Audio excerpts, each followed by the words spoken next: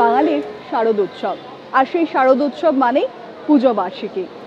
এখন সেই গল্পই।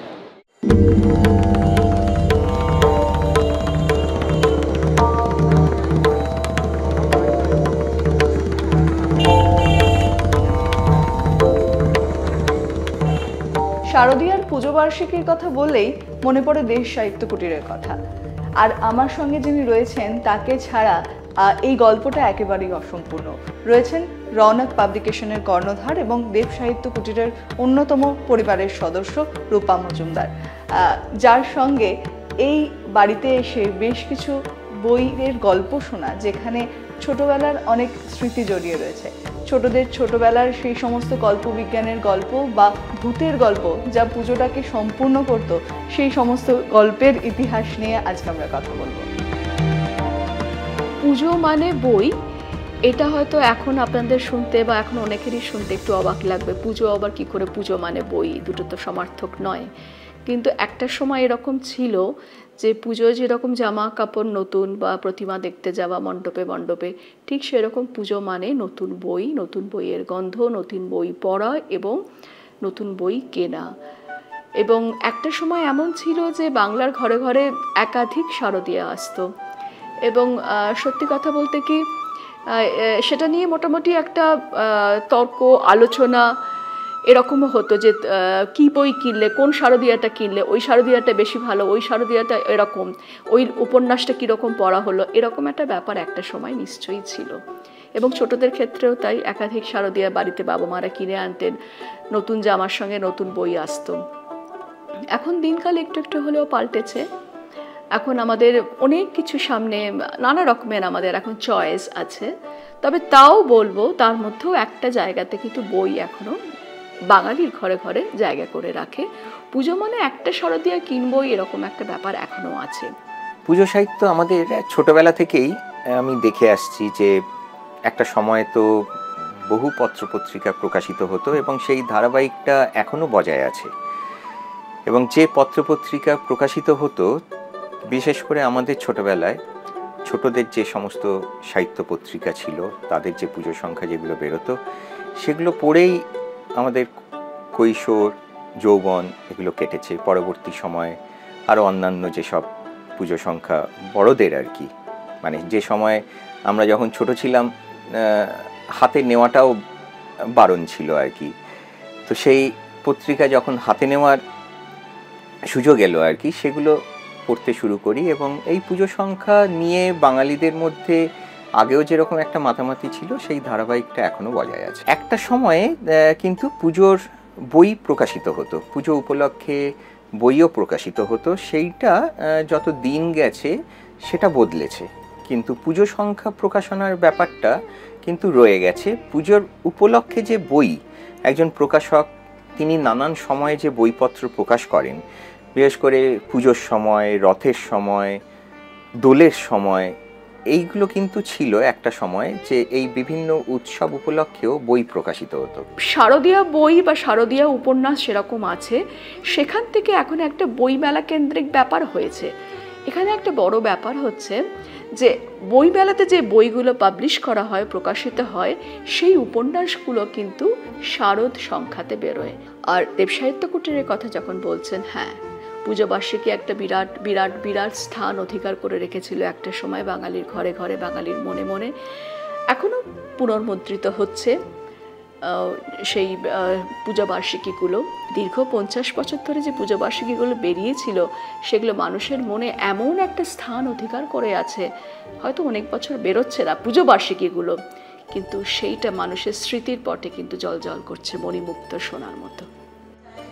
একটা সময় আমরা যে সমস্ত পত্রপত্রিকা পড়েছি, বড় হয়েছি, সন্দেশ, কিশোর ভারতী, শুকতারা, আরও যে সমস্ত ছোটদের পত্রপত্রিকা ছিল আর কি, তার চাহিদা কমেছে কিনা। আসলে আমাদেরকে আমাদের বাবা মা কিনে দিত। হ্যাঁ, এখনকার বাবা মা কি এই পুজো সংখ্যাটা তার বাচ্চাকে কিনে দিচ্ছে, সেটাও একটা বড় ব্যাপার। তাকে কি বাংলা, আমি এই যে একটা গল্প, একটা সময় কিন্তু এই হয়তো আমি তখনও পড়তে শিখিনি, কিন্তু পড়ে আমার মাসি আমাকে গল্পটা শোনাতো। হারিয়ে ফিরছি কলেজ স্ট্রিটে বাঙালির বই পাড়ায়। বই দিয়েই যে এলাকাকে চিনে নেয় মানুষ। পুজো বার্ষিকী এখনো এই কলেজ স্ট্রিটে বিক্রি হচ্ছে ভালো মতোই।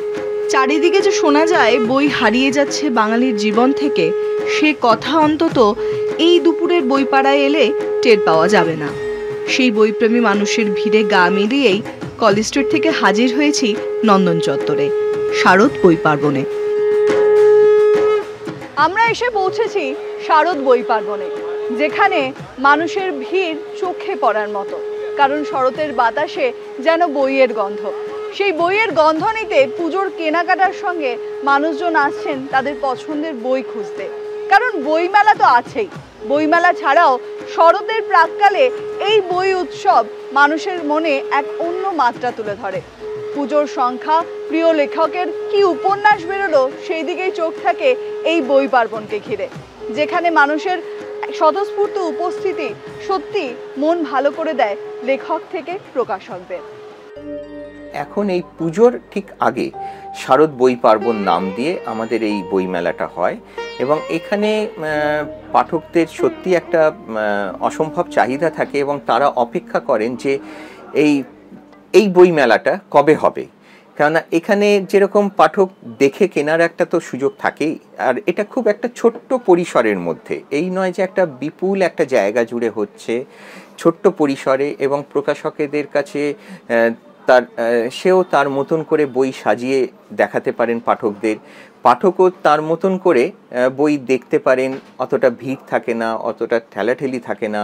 এই মেলাটাও কিন্তু পাঠকদের কাছে একটা খুব জনপ্রিয় লাভ করেছে। শারদ বই পার্বণে আমরা উপস্থিত হচ্ছি, আর সেখানে পেয়ে গেছি উপন্যাসিক নলিনী বেরাকে। আমাদের সঙ্গে রয়েছে নলিনীদা, কথা বলে নেব। নলিনীদা, পুজো মানেই বই, আর বই মানেই পুজো। বাঙালির পুজোয় বই, শারদ সংখ্যা এগুলো ছাড়া কোনোভাবেই সম্পূর্ণ হয় না।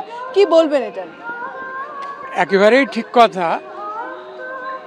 পুজো উপলক্ষে, বিশেষ করে এই শারদীয় দুর্গা পূজা উপলক্ষে, আমি লেখক হিসেবে বলছি যে আমরা লেখালেখি কিন্তু এই শারদ উৎসব নিয়েই লেখালেখি করি, কারণ এই শারদ উৎসবে এতটাই পত্রপত্রিকা বেরোয় যে পত্রপত্রিকাগুলোতে আমাদের তো লিখতেই হয়, এবং শুধু পত্রপত্রিকা নয়, এই সময় কিছু বইও বেরোয়, যে বইগুলো বার্ষিকী আর কি, যেমন ছোটদের পূজা বার্ষিকী ইত্যাদি। এখনো কি মনে হয় যে বইপ্রেমী বাঙালি তারা কোথাও গিয়ে হারিয়ে যায়নি, তারা রয়েছেন তাদের বইতে, এবং পুজোর আগে জামা কাপড় কেনাকাটার সঙ্গে সঙ্গে বই কেনাটাও একটা গুরুত্বপূর্ণ জায়গা হিসেবে তারা এখনো বেছে নেন? একদম ঠিক কথা, বইয়ের কোনো বিকল্প নেই। বই বই বাঙালিদের মধ্যে একটা গোষ্ঠী থাকে, যে গোষ্ঠীটা সত্যি সত্যি বই পড়েন, এবং তারা এই সময়টার জন্য তো অনেক সময় একটা অপেক্ষা বা আকাঙ্ক্ষা নিয়ে থাকেন। একেবারে বাঙালির মনন থেকে এখনো বই কোথাও হারিয়ে যায়নি, তাই পুজোর কেনাকাটার সঙ্গে সঙ্গে বই কেনাতেও বাঙালির মনোনিবেশ আছে, তার খোঁজ মিলছে এই বইমেলাতে, যেখানে বইমেলার জন্য শুধু অপেক্ষা নয়, নিজের পছন্দের বই, নিজের পছন্দের প্রকাশনা এবং নিজের প্রিয় লেখকের সঙ্গে দেখা করে একটা সই নেওয়াও পুজোর একটা অঙ্গ হিসেবে এখনো থেকে গেছে। পুজো উপলক্ষে সেরকম বই প্রকাশিত হয়নি কিছু, তবে দু একটি বই, নতুন বই প্রকাশিত হচ্ছে। পুজোর আগেই সেগুলো আমাদের প্রকাশিত হবে। বেশ কয়েকটি বই, গোটা 4-5 বই আমাদের এবছর বেরোচ্ছে। তার মধ্যে গোপাল মুখোপাধ্যায়, মানে আমরা যাকে পরিচিত নাম গোপাল পাঁঠা হিসেবে আমরা যাকে চিনি আর কি, তাকে নিয়ে একটি বই আমাদের কাছ থেকে প্রকাশিত হচ্ছে, খুব শীঘ্রই তার প্রকাশ। এছাড়া শ্রীজাতর একটি ছড়ার বই প্রকাশিত হচ্ছে। এরকম আরও নতুন ধরনের নতুন বিষয় নিয়ে আমরা এই পুজোর আগেই আমরা বেশ কয়েকটি বই প্রকাশ করছি। পুজোয় ঠাকুর দেখা, বই পড়া আর বাইরে ঘুরতে যাওয়া, সঙ্গে খাওয়া দাওয়া, এই সব মিলিয়েই বাঙালির এই কটা দিন ওই উৎসবেই কেটে যায়।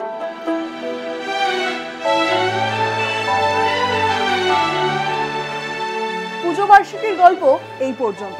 আরো অনেক গল্প নিয়ে ফিরে আসবো 1 ডজন গল্পে। দেখতে থাকুন।